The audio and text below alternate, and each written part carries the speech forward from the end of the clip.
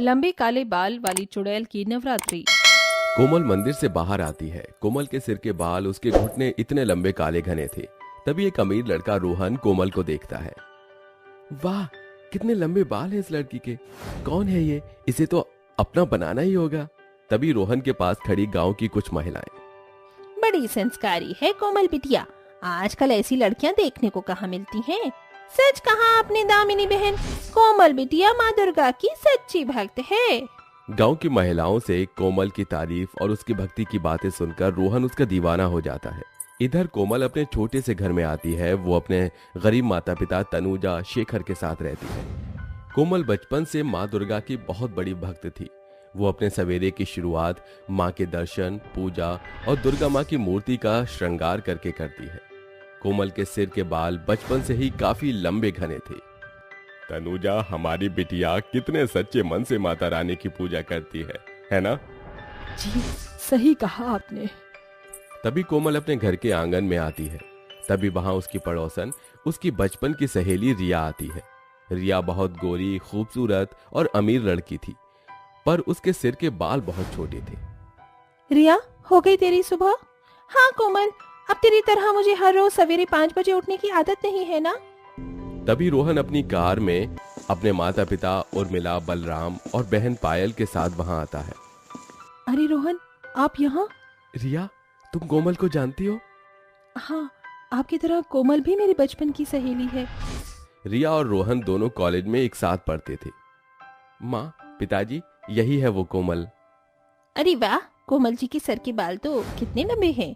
रोहन बेटा, तू इस गरीब से शादी करना चाहता है? शादी? माँ, मैंने आपको पहले ही कहा है कि मैं शादी करूंगा तो केवल कोमल से ही करूंगा। ये सुनकर रिया दंग रह जाती है, क्योंकि रिया कॉलेज के समय से ही रोहन से प्यार किया करती थी। तभी कोमल सबको घर में ले आती है। रोहन के माता पिता उर्मिला, बलराम इस रिश्ते से नाखुश थे, पर रोहन की जिद के आगे वो यहाँ तक चले आए थे। तभी दोनों परिवार से बातचीत होने के बाद रोहन के माता पिता ने चाहकर भी 2 दिन बाद ही गरीब कोमल की शादी रोहन से करवा देते हैं। शादी के दूसरे दिन कोमल अपने अमीर ससुराल में सवेरे के 5 बजे उठती है। चलो मैं मंदिर होकर आती हूँ। कोमल नहाकर पूजा की थाली लिए मंदिर आती है और मंदिर की सफाई करने लगती है और माँ दुर्गा की मूर्ति का श्रृंगार करके पूजा करती है। माँ, आज से मेरे जीवन की नई शुरुआत होने जा रही है। मुझे शक्ति दीजिए माँ, कि मैं सबको खुश रख सकूं। थोड़े समय बाद कोमल मंदिर से बाहर आती है। तभी एक पेड़ के पीछे छुपे रिया, उर्मिला, पायल तीनों कोमल को देखने लगते हैं। काकी जी, आपने मुझसे वादे किए थे कि आपकी बेटी रोहन की शादी मुझसे ही होगी। फिर आपने रोहन की शादी इस कोमल से क्यों करवा दी? रिया, रोहन की जिद के आगे हमें घुटने टेकने पड़े। इस गरीब कोमल के लंबे बाल देखकर रोहन इसका आशिक बन गया था ना। अब देखती जा, हम इस कोमल के साथ क्या करते हैं। पायल, उर्मिला भी चाहते थे कि रोहन की शादी रिया से हो। रिया का पिता रोहन के पिता का दोस्त था। इधर कोमल घर आकर घरेलू काम में लग जाती है। रात का समय। रोहन, कल से नवरात्रि व्रत शुरू हो रहे हैं। मुझे कुछ पैसे दे दीजिए ना, मुझे नवरात्रि के लिए सामान लाना है। अच्छा, इसका मतलब तुम्हारे व्रत रहेंगे? हाँ रोहन, मैं हर साल नवरात्रि के व्रत रखती हूँ। अगले दिन सवेरे कोमल जल्दी उठकर घर से मंदिर चली जाती है। आज उसका नवरात्रि व्रत था। सवेरे के 10 बजे कोमल अब तक घर नहीं आई थी। माँ, कोमल कहाँ गई? पता नहीं बेटा, सवेरे मंदिर गई थी, अब तक आई नहीं। कमाल है, कहाँ है कोमल? अब तो 10 बजने को आए। तभी रोहन अपनी कार में मंदिर आता है, पर वहां कोमल नहीं थी। तभी रोहन मंदिर के पुजारी जी से कोमल के बारे में पूछता है। आज तो कोमल बिटिया मंदिर आई ही नहीं। रोज सवेरे मुझसे भी पहले आकर वो मंदिर की सफाई करती थी और मेरे साथ पूजा करती थी, पर पता नहीं आज वो क्यों नहीं आई। उसके बाद रोहन कोमल को पूरे गांव में तलाश करने लगता है। वो उसके मायके भी जाता है, पर वहां भी कोमल नहीं थी। करीब 3 दिन ऐसे ही बीत जाते हैं। गांव में नवरात्रि उत्सव चल रहा था और इधर कोमल के लापता होने से सब काफी परेशान थे। एक रात रोहन के घर रिया और उसके माता पिता सब बैठे थे। रोहन, मैं कह रही हूँ ना कि कोमल पीयूष के साथ भाग गई। वो बचपन से ही एक पीयूष नाम के लड़के से प्यार करती है। हाँ रोहन बेटा, हमें भी गांव वालों से पता चला है कि वो कोमल एक पीयूष नाम के लड़के से प्यार करती थी। बेटा तू उसे भूल जा और रिया बिटिया से शादी कर ले। सब मिलकर रोहन को कोमल के बारे में बहकाते हैं और आखिर में सबकी बातों को सच मानकर रोहन कल ही रिया से शादी कर लेता है। रात का समय, रिया रोहन के कमरे में अकेली दुल्हन के ड्रेस में बैठी है। तभी वहां एक भयानक चुड़ैल प्रकट होती है जिसके बाल काफी लंबे थे। कौन हो तुम? तेरी मौत। तभी वो चुड़ैल अपनी बड़ी सी चोटी रिया के गले में फंसाकर उसे हवा में उठाती है। तभी वहां रोहन और बाकी सब आते हैं। उस चुड़ैल को देखकर सब दंग रह जाते हैं। अरे बाप रे, चुड़ैल! तभी वो चुड़ैल अपनी चोटी से रिया के सिर के सारे बाल उखाड़ देती है और रिया गंजी होकर वहीं बेहोश हो जाती है। तभी वो चुड़ैल वहां से गायब हो जाती है। ये देखकर रोहन और सबके होश उड़ जाते हैं। रिया भाभी उठी ना, रिया भाभी। वो चुड़ैल अचानक कहाँ से आ गई थी? सब मिलकर रिया को डॉक्टर के पास ले जाते हैं जहां रिया कोमा में जा चुकी थी। तभी उस चुड़ैल की बात पूरे गांव में फैल जाती है। अरे बाप रे, वो चुड़ैल कहाँ से आ गई अपने गांव में? कहीं वो चुड़ैल रिया की तरह हमें भी तो गंजा नहीं कर देगी ना? रात के समय पायल सड़क से अपने घर की ओर जा रही थी। तभी उसके सामने वही भयानक चुड़ैल प्रकट होती है जिसने रिया के सर के बाल उखाड़े थे। चुड़ैल को देखकर पायल के होश उड़ जाते हैं। अरे बाप रे, ये तो वही चुड़ैल है। भाग पायल। पायल भागने लगती है। तभी वो चुड़ैल अपनी लंबी चोटी से पायल के सिर के बाल पकड़ लेती है। छोड़ दो मुझे, छोड़ दो चुड़ैल, मुझे छोड़ दो। मैंने तुम्हारा क्या बिगाड़ा है? मेरी दुनिया उजाड़ कर कहती है, क्या बिगाड़ा है तूने? मैं वही कोमल हूँ जिसे रिया तेरी माँ और तूने जान से मारा था। रिया को तो मैंने सजा दी थी, अब तेरी बारी है। ये सुनकर पायल के होश उड़ जाते हैं। तभी चुड़ैल पायल के सिर के सारे बाल उखाड़ कर उसे भी पटक पटक कर बेहोश कर देती है। अगले दिन सवेरे पायल भी कोमा में जा चुकी थी। ये देखकर गांव वाले और कड़ी दहशत में आ जाते हैं। ये सब क्या हो रहा है हमारे साथ? पहले रिया बहू के साथ उस चुड़ैल ने ऐसा किया और अब पायल बिटिया के साथ। आखिर क्या बिगाड़ा है हमने उस चुड़ैल का? वो क्यों हमारे परिवार की दुश्मन बन गई है? इसी तरह जब अगली रात सब नवरात्रि पर माँ दुर्गा के मंदिर में पूजा कर रहे थे, उस समय उर्मिला, शेखर और रोहन ये तीनों भी मंदिर में थे। तभी वहां सबके सामने वही चुड़ैल प्रकट होती है और वो उर्मिला को पकड़ लेती है। उस चुड़ैल को देखकर सारे गांव वाले घबरा जाते हैं। ए चुड़ैल, कौन है तू? छोड़ उर्मिला बहन को, वरना मैं तेरा यही सर्वनाश कर दूंगा। तभी वो चुड़ैल सबके सामने कोमल के अवतार में आ जाती है। कोमल, तू चुड़ैल कैसे बन गई? कोमल, तुम कहाँ चली गई थी? रोहन, तुम्हारी माँ रिया और पायल बहन ने मुझे जान से मार दिया था। ये सुनकर सबके होश उड़ जाते हैं। कोमल, ये क्या बेहुदा इल्जाम लगा रही हो तुम? वो भला ऐसा क्यों करेंगे? तभी कोमल चुड़ैल अपनी लंबी चोटी उर्मिला के गले में फंसा देती है। उर्मिला दर्द के मारे तड़पने लगती है। माँ जी, बताइए सबको कि सच्चाई क्या है, बताइए, वरना मैं आपको जान से मार दूंगी। बताती हूँ। रोहन बेटा, हमें कोमल बिल्कुल पसंद नहीं थी। मैं चाहती थी कि तेरी शादी रिया से हो। एक दिन सवेरे के 5 बजे ये कोमल मंदिर आने के लिए गई। घर से बाहर आई थी। उस समय पायल, रिया और मैं, हम तीनों चुपके से कोमल के पीछे पीछे जा रहे थे। माँ जी, मारी ना इस कोमल को डंडा। तभी मैंने पीछे से कोमल के सर पर जोरदार डंडा मारा, जिसके बाद कोमल वहीं बेहोश हो गई। इस गरीब के लंबे बालों की वजह से रोहन इसका दीवाना हुआ था ना। अब मैं इसके लंबे बाल ही जला दूंगी।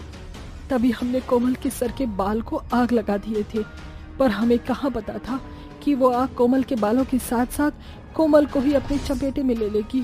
जब कोमल जलने लगी तो ये देखकर हम सब वहाँ से भाग गए। उसके बाद क्या हुआ हमें नहीं पता। उसके बाद मेरी मौत हो गई। तब से मैं चुड़ैल बनकर गांव में भटकने लगी और अपने हत्यारों से बदला लेने लगी। ये सुनकर सबके होश उड़ जाते हैं। तभी कोमल चुड़ैल उर्मिला के सिर के बाल उखाड़कर उसे भी मार मार कर बेहोश कर देती है और सब गांव वालों के सामने नवरात्रि पूजा करके वहां से गायब हो जाती है। काफी समय से भूतिया लोक में सन्नाटे का माहौल छाया हुआ था। एक शाम कुछ भूत और चुड़ैल आपस में बातें कर रहे थे। अरे भाई, बोर हो रहा हूँ, अब तो ये ताश के पत्ते खेलने का भी मन नहीं हो रहा है। सही बोला राजीव भाई, कब से कोई दिवाली होली कुछ नहीं मनाया यहाँ पर। जब धरती लोक पर थे तो कितने त्योहार मनाया करते थे। अब तो मेरा भी त्योहार मनाने का मन कर रहा है, लेकिन एक मिनट, अक्टूबर का महीना चल रहा है, दिवाली तो दूर है, तो फिर क्या करें? अरे तुम भूल गए क्या? 2 दिन बाद से नवरात्रि चालू है। क्यों ना हम मिलकर नवरात्रि मनाएं? कैसा रहेगा? अरे हाँ भाई, 9 दिन तक क्या माहौल होता है, और माता रानी की जमकर भक्ति भी करेंगे। मौत भी ऐसे समय पर आई थी जब नवरात्रि शुरू होने वाली थी। मैं तो दुर्गा माँ का बहुत बड़ा भक्त हूँ। अरे तुम अकेले नहीं हो, मुझे भी माता रानी की सेवा करने का बहुत मन है, और मैं पहले करती हुई थी। क्यों ना हम एक बड़ा सा पंडाल लगाएं, जहाँ गरबा, डांडिया और लास्ट में 9 छोटी छोटी कन्याओं को खाना भी खिलाएंगे। अरे वाह, क्या गजब का आइडिया है। तो चलो अपने आसपास के भूतिया लोगों को बता देते हैं कि इस बार हमारे भूतिया लोक में नवरात्रि मनाई जाएगी। हाँ हाँ बिल्कुल। तभी भूतिया विक्रम गले में ढोल बजाते बजाते सब लोगों को अगले दिन नवरात्रि मनाने की खबर दे देता है, और वो 5 भूत और चुड़ैल मिलकर नवरात्रि का पंडाल बनाते हैं। अरे जरा और कील दियो, मुझे इसे मजबूत करना है। अबे ओ चुड़ैल, ऊपर क्या चढ़ी हुई है? नीचे गिरकर हाथ पैर तुड़वाना चाहती है क्या? फिर टेढ़ा मेढ़ा गरबा करेगी तू। मुझसे कह देती मैं पंडाल बना लेता। अपने आप को ज्यादा हीरो मत समझ, यहाँ मोहन राजीव भी हैं, तू भी आकर कर ले। और भूल मत, मैं चुड़ैल हूँ, हाथ पैर टूटकर दोबारा जुड़ जाएंगे। हाँ हाँ चल ठीक है, अपने बाप को मत सिखा। तभी रागिनी चुड़ैल उड़कर नीचे आती है और मोहन उड़कर पंडाल बनाता है, जिसके बाद उनके टेंट का काम खत्म हो जाता है, और अगले दिन वो माता रानी की एक बड़ी सी मूर्ति को स्थापित कर देते हैं, जहां फुल रंग बिरंगी लाइट भी लगाई जाती है। तभी चुड़ैल दीपा कहती है, अरे वाह मेरे भूतिया छोरो, क्या मस्त दरबार सजाया है माता रानी का। तुम सबने मिलकर, ये देखो फल वगैरह मैंने लगा दिए हैं, थाली सजाती है। और मैंने अपने हाथ से मोतीचूर और बेसन के लड्डू भी बनाए हैं प्रसाद में। तो जैसी चुड़ैल चमगादड़ को ये शुभ काम करना भी आता है क्या? क्यों नहीं आता, मरने से पहले नवरात्रि में मैं ही बनाती थी ये सब। सादा मुंह मत खोल, वरना लड्डू में जहर डालकर दे दूंगी। अफसोस, क्या फायदा, मैं मरने वाला नहीं हूँ तेरे जहर से। हाँ, पर जो तू ये गंदे गंदे जोक मारती है ना, उससे जरूर कुछ हो जाएगा मुझे। शट अप गाइस, मुहूर्त हो गया है, पूजा आरंभ करो। ठीक है, मैं करती हूँ। जयकारा शेरावाली दा, बोल साची दरबार की जय। तभी सारे भूत और चुड़ैल माता रानी के दरबार में हाथ जोड़ते हैं, तो कुछ डमरू ढोलक लेकर खड़े हो जाते हैं और कुछ घंटियां बजाते हैं। अम्बे तो है जगदम्बे काली, जय दुर्गे खप्पर वाली, तेरे ही गुण गाए भारती, ओ मैया हम सब उतारे तेरी आरती। शेरावाली दा बोल सांचे दरबार की जय। पहाड़ों वाली माता की जय। अरे वाह, आनंद आ गया आरती करके। ये तो है, एक अलग ही शांति मिली है। हाँ चलो, अब प्रसाद ले लो। तभी रागिनी चुड़ैल सबको प्रसाद बांट देती है, लेकिन जिया नाम की एक चुड़ैल प्रसाद लेने से इनकार कर देती है। ये क्या कर रही हो? माता रानी के प्रसाद को कभी मना नहीं करते हैं, ये अच्छा ही है हमारे लिए। होता होगा अच्छा तुम लोगों के लिए, मुझे नहीं पसंद। तुम ही खाओ ये सब, मुझे तो देखना था आरती कैसे होती है। मैं तो मरने से पहले भी नहीं करती थी। तुम कितनी नास्तिक हो, ये तुम्हारी बातों से मुझे पता चल गया है। मत खाओ, मुझे चाहिए भी नहीं। दीपा को धक्का देकर जिया चुड़ैल चली जाती है। अरे तुम पागल वागल हो क्या, बदतमीज कहीं की। जाने दो यार, ये है ही ऐसी, इसको इसकी सजा दुर्गा माँ ही देंगी अगर इसका बर्ताव ऐसे ही रहा तो। बिल्कुल सही बोला मोहन। ये कहकर सब अपने अपने घर चले जाते हैं। 2 दिन बाद सारे भूत और चुड़ैल बेहद प्यार के साथ माता रानी की पूजा करते हैं, छोटी छोटी चुड़ैलों का सम्मान करते हैं। वहीं कुछ भूत और चुड़ैल ऐसे भी थे जो भूतिया लोक में एक दूसरे को परेशान करते थे, उनके पैसे छीनते थे, गाली गलौज करते थे। ए शोभित, तू लड़ क्यों रहा है? जब देखो मारामारी करता रहता है। तो इसमें तेरे और तेरे बाप का क्या जा रहा है? तुझे कुछ पता तो नहीं है तो मत बोल। इसने मेरा हफ्ता नहीं दिया है तो पिटेगा ही। ओए बस बंद कर, ये गुंडागिरी तुम मरने के पहले करता था, लेकिन अब यहाँ करने की जरूरत नहीं है। और नवरात्रि के दिन में तो बिल्कुल भी नहीं। माहौल खराब मत कर यहाँ का, जब देखो गरीबों का पैसा मारता रहता है। भूतिया राजीव के धमकाने पर भूतिया शोभित चला जाता है। आपका बहुत बहुत शुक्रिया भाई साहब, यह भूत हमें बहुत परेशान करता है। जब देखो हर हफ्ते पैसे मांगता रहता है। अब मैं जूता पॉलिश करने वाला भूत कहाँ से ये सब लेकर आऊंगा? कोई बात नहीं, अब दोबारा ये सब होगा तो हमें बताना, हम आ जाएंगे। ये आपका कुछ नहीं बिगाड़ेगा। शाम को दुर्गा पूजा की आरती में जरूर आना। जी बिल्कुल। ये कहकर राजीव चला जाता है। इस तरह नवरात्रि के 9 दिन तक सारे भूत और चुड़ैल मिलकर अच्छे से माता रानी की पूजा करते हैं। इतना ही नहीं, रात में गरबा और डांडिया का जश्न भी हुआ करता था। फिर 9वें दिन 9 छोटी चुड़ैल कन्याओं को बुलाकर दीपा रागिनी चुड़ैल उनके पैर धोती है, माता की चुन्नी उड़ा देती है और प्यार से भरपेट उन्हें खाना खिलाती है। बच्चों, तुम्हें और खाना चाहिए तो बताओ। नहीं नहीं, मुझे हलवा चाहिए, वो बहुत अच्छा लग रहा है, मीठा मीठा। ये ले बेटा, नारियल खा, तुम खत्म करके जाना माता रानी का प्रसाद। ठीक है चुड़ैल आंटी। तुम सारे भूत वहाँ भूत बनकर क्यों खड़े हो? राजीव, मोहन, विक्रम, यहाँ पर आकर कन्याओं के पैर छुओ, इनका आशीर्वाद लो। हाँ हाँ बिल्कुल। आ रहे हैं, पहले अपनी कन्याओं को उनके तोहफे तो दे दें। देखो तुम्हारे लिए सुंदर सुंदर कपड़े हैं, हेयर बैंड है, चूड़ियां हैं, ये लो ये लो। तभी पांचों भूत और चुड़ैल छोटी कन्याओं के पैर छूते हैं, जिसके बाद वो तोहफा लेकर अपने अपने घर चली जाती हैं। तभी माता रानी की बड़ी मूर्ति से एक तेज रोशनी में माता रानी प्रकट होती हैं और कहती हैं, मेरे प्रिय संतानों, मैं तुम सबसे अत्यंत प्रसन्न हूँ। भूतिया लोक में होने के बावजूद भी तुम सबने मिलकर इतने अच्छे से नवरात्रि का त्योहार मनाया, मेरी सेवा की और गरीब लोगों की मदद भी की। इसीलिए मैं तुम सबको आशीर्वाद देती हूँ। तुम सबकी शक्तियाँ समय समय पर अच्छाई करने पर बढ़ जाएंगी, लेकिन यदि कुछ गलत किया तो शक्तियाँ विघटित भी हो जाएंगी। शुक्रिया माता रानी, आपके साक्षात दर्शन पाकर हम बहुत खुश हो गए। हम आपका कोटि कोटि प्रणाम करते हैं माता रानी, ऐसे ही अपनी कृपा हम पर बनाए रखना। माता रानी, आपने हमें आशीर्वाद क्यों नहीं दिया? हाँ माता रानी। भूलो मत, मैंने अभी क्या कहा था, पापियों को शक्तियाँ बिल्कुल नहीं मिलेंगी। अगले साल अच्छे कर्म करना, फल खुद प्राप्त हो जाएगा।